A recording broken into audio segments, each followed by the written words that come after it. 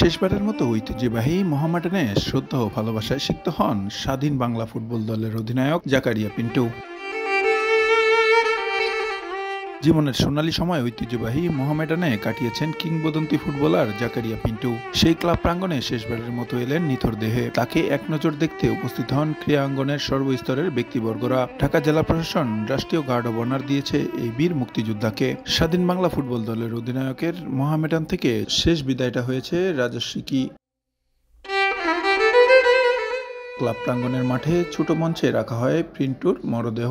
জানাজার আগে ঢাকা জেলা প্রশাসন থেকে রাষ্ট্রীয় সম্মাননা জানানো হয়। এরপর ক্লাব, বিভিন্ন ফেডারেশন, অলিম্পিক অ্যাসোসিয়েশন, সাবেক খেলোয়াড়দের পক্ষ থেকে কফিনে পুষ্পস্তবক অর্পণ করা হয়। মোহামেডানের সমর্থক থেকে ক্লাবের স্থায়ী সদস্য এবং ক্লাব মসজিদের ইমাম আওলাদ কিংবদন্তি পিন্টুর জানাজা পড়ান।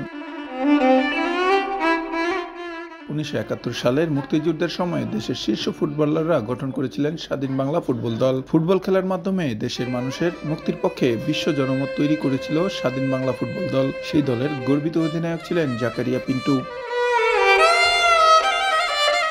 কিংবদন্তি এই ফুটবলারের নেতৃত্বে ভারতের বিভিন্ন রাজ্যে 16টি ম্যাচ অংশ নিয়েছিল। এর 12টিতেই জিতেছিল স্বাধীন বাংলা ফুটবল দল। ওই ম্যাচের টিকিট বিক্রির অর্থ স্বাধীন বাংলা ফুটবল দল তুলে দিয়েছিল মুক্তিযুদ্ধকালীন প্রবাসী বাংলাদেশ সরকারের তহবিলে।